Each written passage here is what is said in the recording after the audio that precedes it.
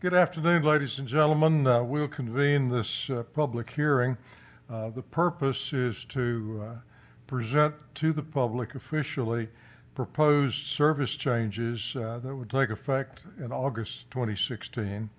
And the way we're going to do this, Mr. Kenneth Brown, who is Metro's Manager of Service Planning, is going to do a brief presentation that outlines the changes that are proposed, and then we will take comments from the public.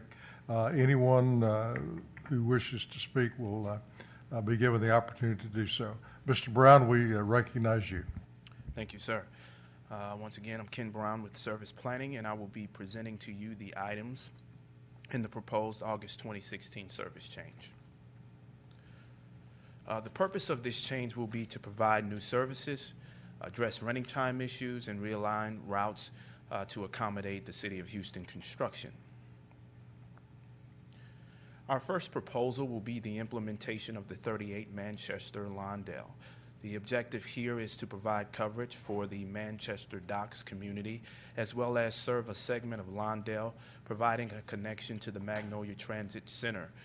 With this implementation, we will need to restore 28 bus stops and make sure that they're ADA compliant. Our second proposal will be to provide midday service on the Southwest Freeway via the 269. By doing this, we will be responding to requests that have been made by customers of the former 163 Fondren Express, and this will also allow us to address issues that have been identified by our operators with scheduling. We will also be addressing running time issues on the following routes: the 49 Chimney Rock, South Post Oak, as well as the 96 Veterans Memorial. The 49 is newly added. The objective here is to redistribute time in the schedule to improve schedule efficiencies. But this does not result in any additional costs, but these are the items that we are proposing for the running time adjustments. And lastly, we will be making the detour that's currently on the 41 Kirby Polk permanent. This will not affect the customer negatively. The approved operation in the eastbound direction was not feasible due to the street configuration, and as a result, we had to perform the Fegan Loop, which was initially proposed to operate only in the westbound. We'll be operating that alignment in both directions. There will be no change in running time or any additional cost associated with this change. A question on this one, since we're running the Fegan alignment in both directions now, has there been any look at having the bus stop on that section of the alignment? We have had one comment presented to us by one of our customers as to adding a bus stop along the Fegan segment, so we are going to investigate whether or not that is going to be feasible with the existing schedule. Lastly, here are some key dates following today's public hearing. Following today, we will be seeking board approval on the 28th of July 2016.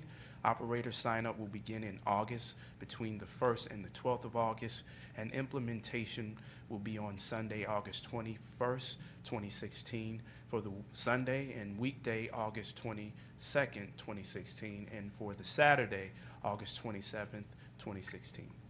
Okay, and just for the record, I think a decision was made today to move that July 28th board meeting to July 21st.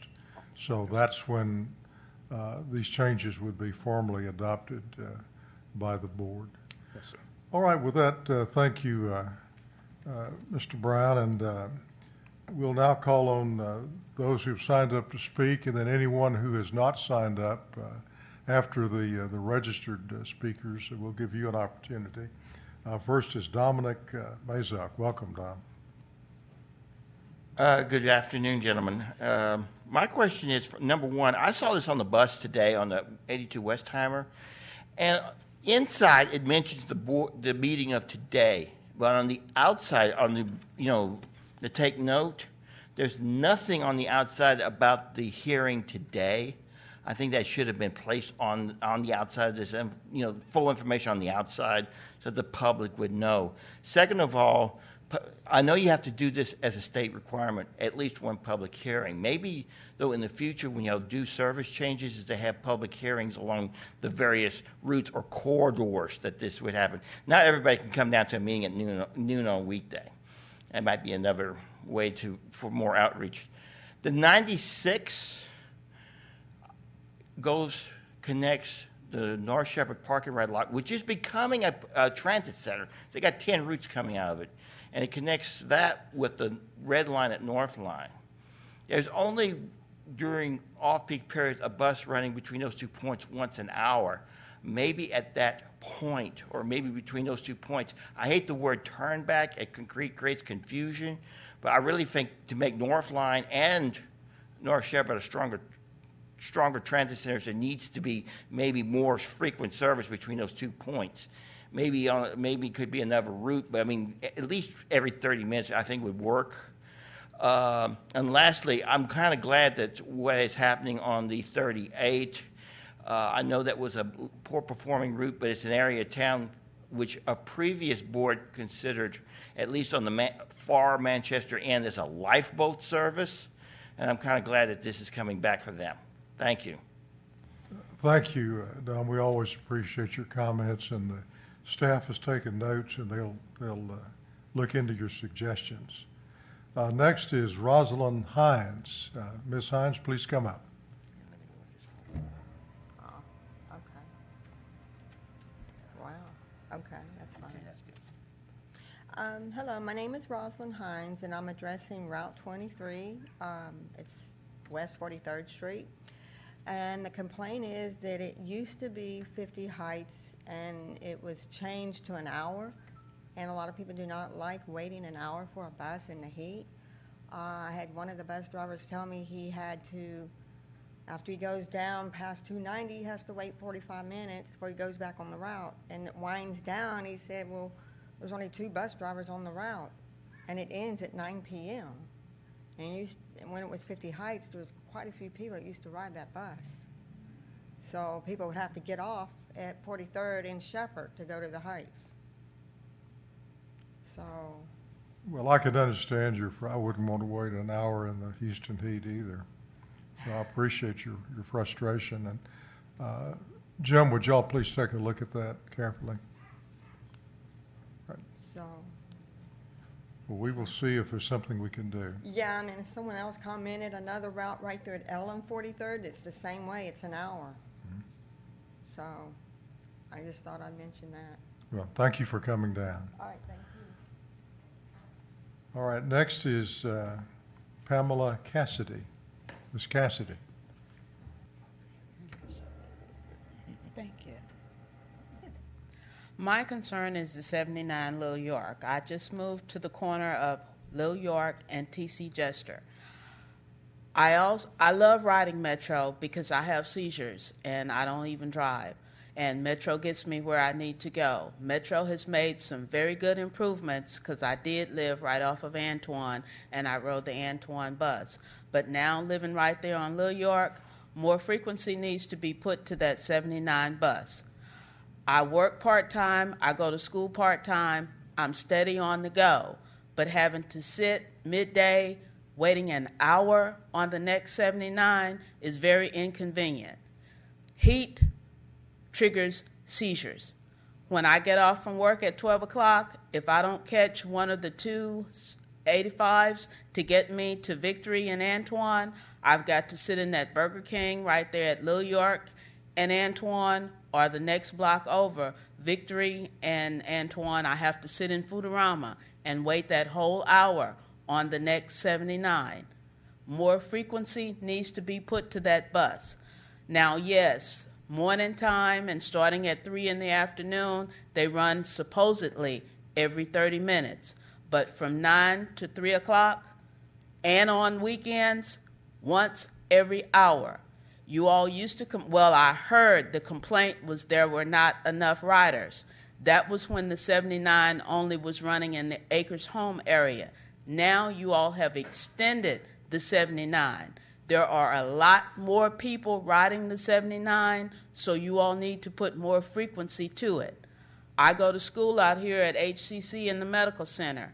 My 2 classes that are coming up this fall semester are evening classes from 6 to 9. I can't take those 2 classes because the 79 stops running at 9 o'clock. I can ride the 85, but by the time it gets me to Little York and Antoine, I'm going to be stuck on the corner unless I want to make that long, little over a mile walk from Antoine down to TC Jester. Same thing, coming home on the train from the medical center. I can ride the train to North Line, but I'll be stuck at the transit center because the 79 stops running 9 o'clock. Please add some frequency to the 79. There are a lot more riders. Well, and looking at our performance, that is one of the higher performing of the hourly routes. So if we have the resources to add service on hourly routes, that would be one that I think would be considered. The problem is I wish we didn't run any hourly routes at all. I ride them and I hate them. But we do not have the money to run every hourly route half hourly. Well, It is not there in our Even budget. if not just once every hour, every 35 to 40 minutes, because as I said, I work part-time and I go to school. I'm an on-the-go person, and there are quite a few others.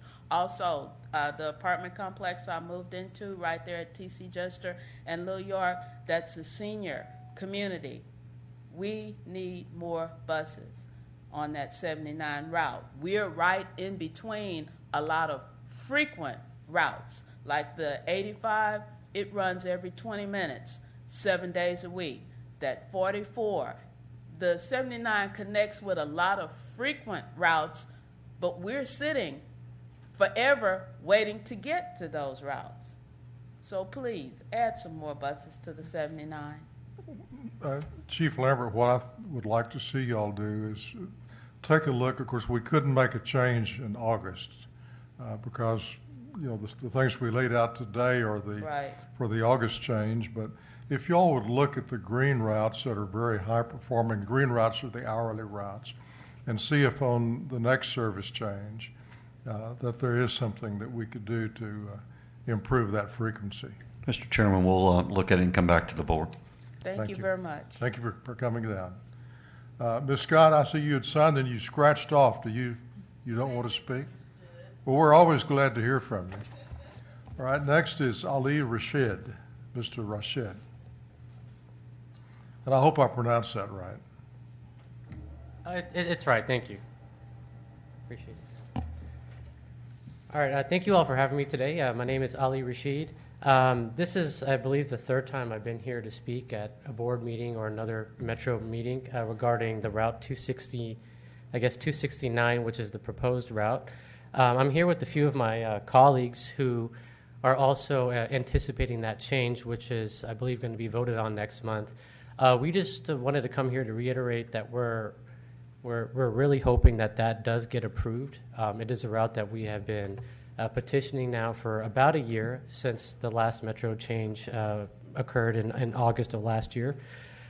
We have over 212 signatures on a petition that was put online, and another 70 or so that we did at our employer.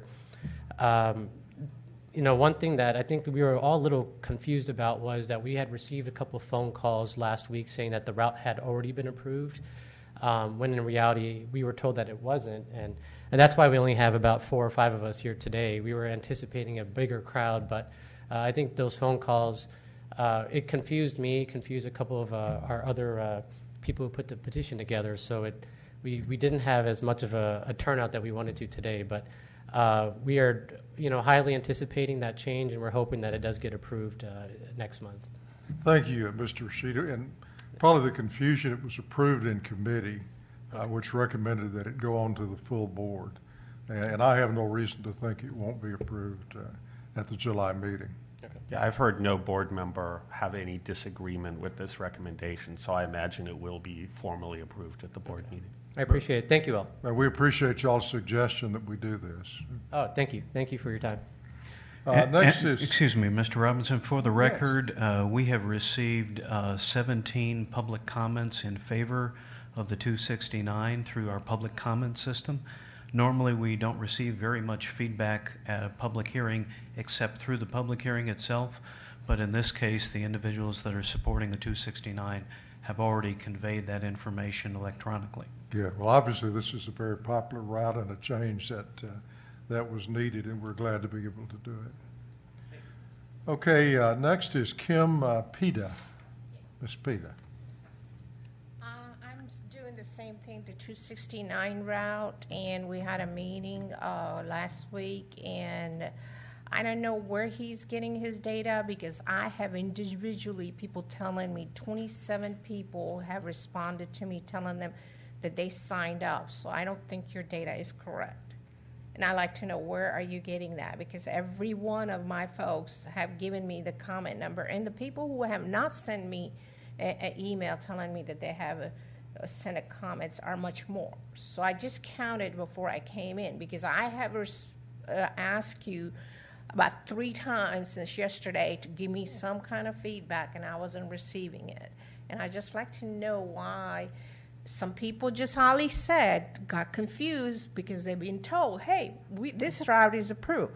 So I like to know why is confusion being created on purpose, or what was the reason is, and I like to know if you guys can approve the route, then give us a definite answer and say it's approved, so then we don't have to gather people up and waste everybody's time to come up here. You don't, I mean, like we said, there has not been any board disagreement with this at all, but we do not approve the proposed changes until after we hold this public hearing. It's important that we have this final opportunity for people to comment. This is a route on which we've received a lot of comments, so we had a very strong feeling that this was a positive change. Nobody's negatively affected by it. I see no reason why it would not be approved, but the formal approval of this change does not happen until after this hearing at the next meeting of the Metro Board. And again, it was approved by the committee. The way things work, any kind of major project for Metro goes to a board committee first, or that committee's consideration. And the committee, was very much in favor of making this change. And I can really assure you it will be approved at the July board meeting. The first day I see that bus running? Well, I suspect in August you're going to see it coming down the street. August what? The proposed August service change would be implemented on Monday, August the 22nd. 22nd. And the board meeting on the 21st is the one that they're going to approve it? 21st of July. 21st of the July, they Yes, will ma'am. be approving this? That's Okay. correct. Yeah, because it's creating a lot of confusion, just like Ollie and Zane and a couple other people that I talked to told me that they got these calls and they just, oh, it's approved, we don't have to do anything. And to me, that's discouraging and kind of my efforts that I'm putting in and my group that putting an effort in it is kind of negative, is creating confusion and people just saying, okay. So Metro needs to watch for that, and I would like to know that this route will be approved so I can let people know. We can't guarantee you that the route will be approved. I mean, you are not seeing the entire board, so until the board actually takes an action, we cannot tell you that the final approval has happened. What you are hearing from multiple board members is that we discussed this in committee. We heard no board members which had any disagreements with it. And the committee recommended to the staff that this move forward to that final board approval. Okay, all right, thank you. Thank you for coming down. Mr. Chairman, I'd also like to recognize Jim Archer and the service planning team because they have really spent a lot of time to really drill down on how we can improve this service. It's got not only to impact positively our customers, but also helps our operators as well. So I want to thank Jim and them for all their efforts in developing the service going forward. I think we have one more person who's signed up. Doyle Turner. Mr. Turner.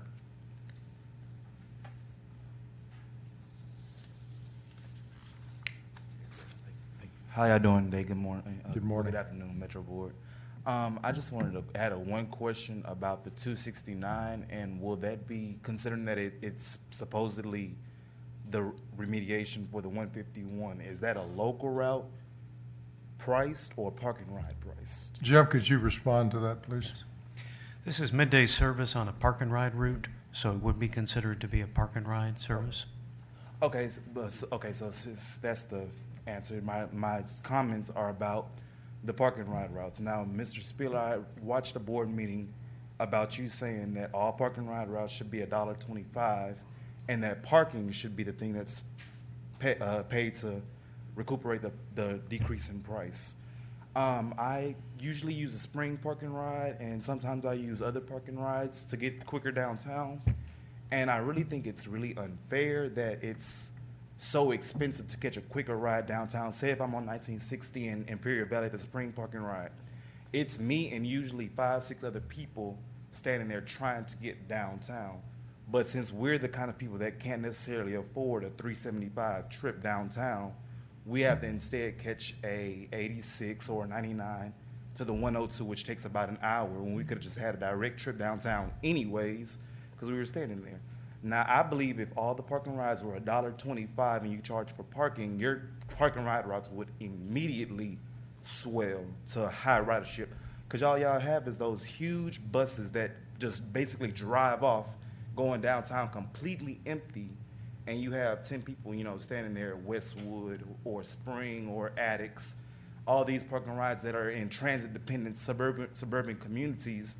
But most of the people that need the local service can't afford it because it's $3.25, $3.75, $4.50. And I think that's really unfair and unequitable, because you have a lot of, colored people who can't afford that bus, but they're trying to get downtown anyways.